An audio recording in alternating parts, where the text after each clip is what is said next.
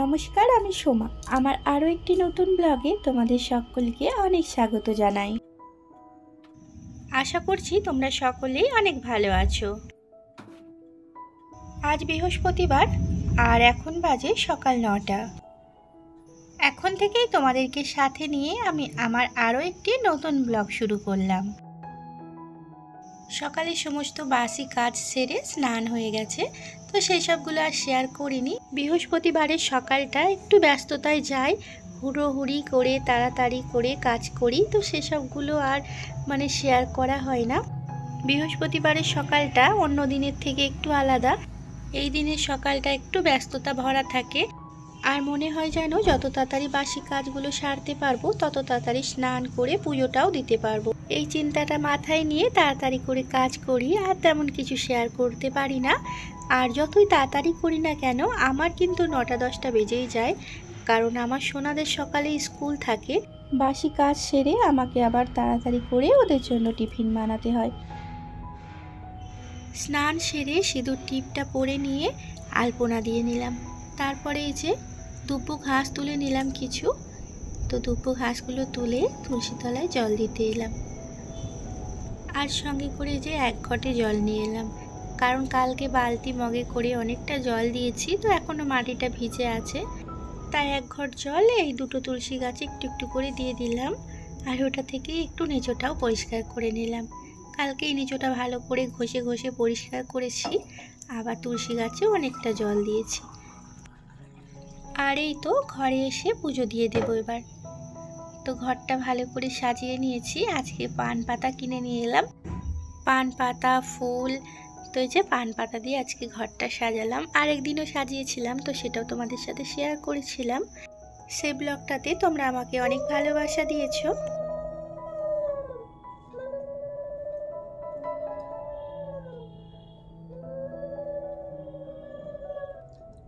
আর এই তো লক্ষ্মীবারে ঘরটা উলু দিয়ে পেতে নিলাম। তো এই কারণে আরও তাড়াতাড়ি পুজোটা দেওয়ার চেষ্টা করি।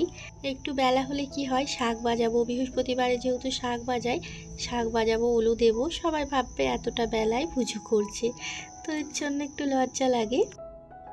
তো কেউ ভাবুক আর না ভাবুক, নিজে নিজেই ভেবে এত খারাপ লাগে।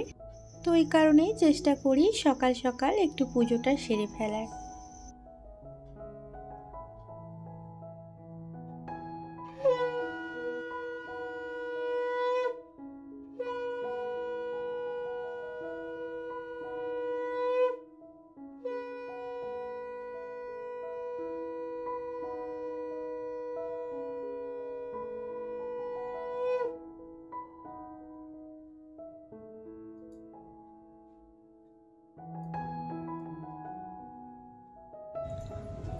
তো এই যে তুলসী তলায় চলে এলাম, এবার এখানেও একটা ধূপ দিয়ে দেব। আর তুলসী গাছের মাথায় কত ধানের গাছ হয়েছে, কারণ আমি লক্ষ্মীবারে যে ঘটটা পাতি, ঘটের মধ্যে না ধান দিই, তো ধান দিই ঘটের ভেতরে, আর তাতে জল থাকে, তো এর ফলে ধানগুলো কল বেরিয়ে যায়। আবার যখন পরের বৃহস্পতিবারে জলটা ফেলি, তখন আমি তুলসী গাছেই এনে ফেলি। তো আর ওই থেকে কত দেখো ধানের গাছ হয়ে গেছে।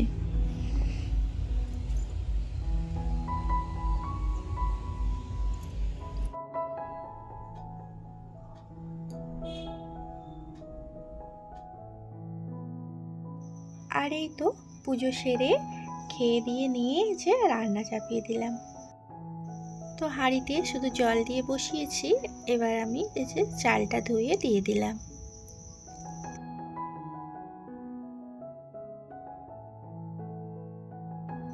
একদিকে ভাত বসিয়েছি আর একদিকে ডাল, কুকারে ডাল হচ্ছে, আর কাটাকুটিও সব হয়ে গেছে, তাই এর ফাঁকে এসে চায়ের বাসনগুলো সব ধুয়ে ফেললাম।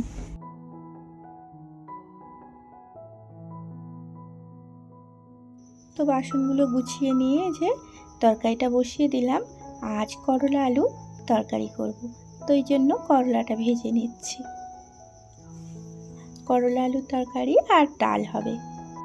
আর এই তো করলাগুলো আমার ভাজা হয়ে গেল, তো একটা বাটিতে এগুলো সব তুলে নেব।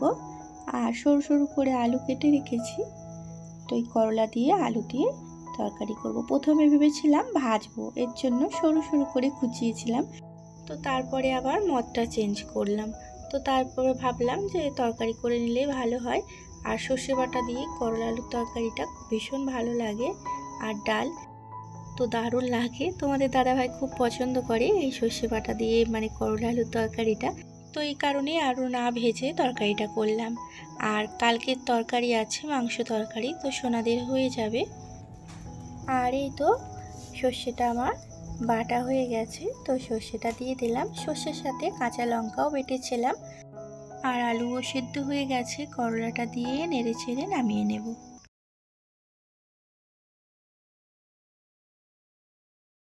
রান্নাবান্না হয়ে যেতেই আমার সোনাদেরকে ভাত দিয়ে দিয়েছি। তো ওরা স্কুল থেকে এলো, এসে যে স্নান টান করিয়ে পরিষ্কার করে খেতে বসিয়েছি। দুইজনকে দুই দিকে দিয়েছি। খেতে বসলেই ওরা বেশি মারামারি করে, এত ঝামেলা করে, মানে খাওয়া কম বেশি ঝগড়া করে। সোনাদের খাওয়ার পর আমরাও খেয়ে নিয়েছি। খেয়ে বাসন কুসন মেজে যে কিচেন টিচেন পুরো গুছিয়ে বাগিয়ে নিলাম।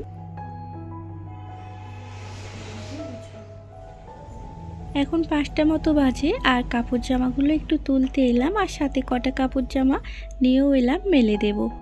এগুলো কাচাকুচির পর আবার বেরিয়েছিল, তাই একটু ধুয়ে দিলাম। আর এই তো আমার সোনারা দেখো টিউশন থেকে চলে এলো। তো এসে সোজা মায়ের কাছে এসেছে। আর আমারও ভালো হলো, ওকে কাপড় জামাগুলো দিয়ে ঘরে পাঠিয়ে দিলাম। আর বাচ্চাদেরকে ছোটোখাটো কাজ দেওয়া ভালো, যেগুলো ওরা পারবে ওদের করার মতন, সেই সমস্ত কাজগুলো আমি ওদেরকে করতে দিই।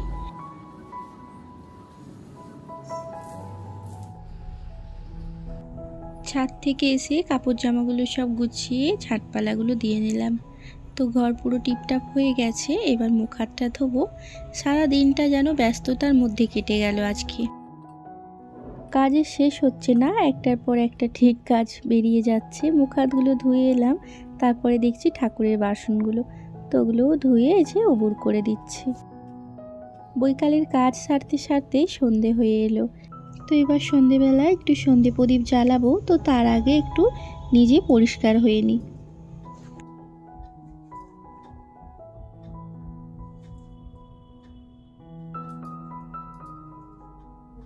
দোল পূর্ণিমা নিশি নির্মল আকাশ, ধীরে ধীরে বহিতেছে মলয় বাতাস।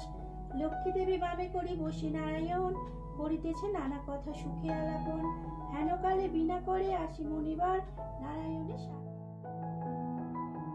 পুজো সেরে উঠে এসে চাটা করলাম। সোনাদেরও খিদে পেয়ে গেছে, পাঁচালি পড়তে অনেকটাই দেরি হয়ে যায়। মুড়ি মাখলাম ছোলা ভাজা দিয়ে, আর সাথে কাটি ভাজা। আজকে চানাচুর শেষ। মুড়ি আর চাগুলো আমাদের। আর সোনারা দুধ বিস্কুট নিয়ে বসে গেছে, আর আমি এদিকে চা মুড়ি খেয়ে নিচ্ছি।